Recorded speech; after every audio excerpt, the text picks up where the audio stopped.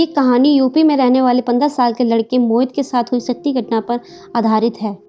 एक शाम मोहित अपनी ट्यूशन ख़त्म करके घर जाने के लिए बस स्टॉप पर बैठा बस का इंतज़ार कर रहा था। तभी उसने देखा कि एक बूढ़ी औरत वहीं पर रो रही थी। यह देखकर मोहित को बहुत बुरा लगा और इंसानियत के नाते उसने उस औरत को पानी ऑफ़र किया। उस औरत ने अचानक ही रोना बंद कर दिया और उसने मोहित की तरफ बहुत ही डरावने तरीके से देखा और उससे पूछने लगी, क्या तुम्हें पता है मेरा पति कहाँ है?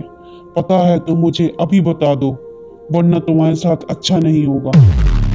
मोहित उसका यह सवाल सुनकर 2 कदम पीछे हट गया।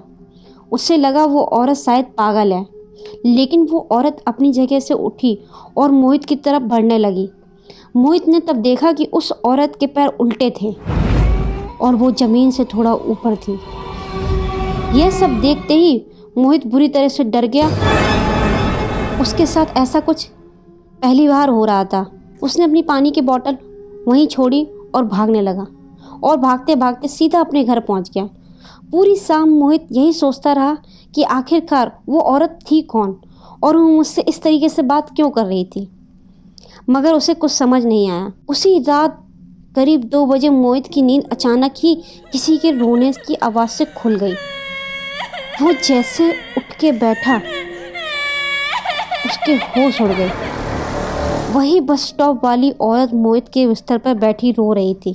उसके हाथ में वही पानी की बोतल थी जो मोहित बस स्टॉप पर छोड़ आया था, मगर उस बोतल में पानी नहीं बल्कि खून था। वो औरत एकदम मोहित की तरफ झपटी और उसका गला दबाने लगी। उसका चेहरा इतना डरावना था कि जैसे वो मोहित को खा जाएगी। वो बार बार वही कहती रही कि मोहित ने उसके पति को मारा है।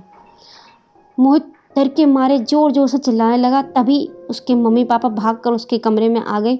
उन्होंने जैसे ही लाइट ऑन की, वो औरत मोहित के ऊपर से गायब हो गई।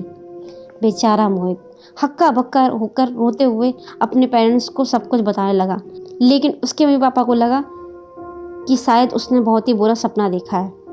आज तक मोहित समझ नहीं पाया है कि उस दिन आखिरकार ऐसा क्यों हुआ था और वो औरत कौन थी। लेकिन मोहित उस रात के बाद से कुछ महीनों तक बहुत सहमा सहमा रहने लगा। उसने अपनी ट्यूशन भी छोड़ दी और फिर कभी उस बस स्टॉप वाले रास्ते पर नहीं गया। आपको क्या लगता है, कौन थी वो औरत?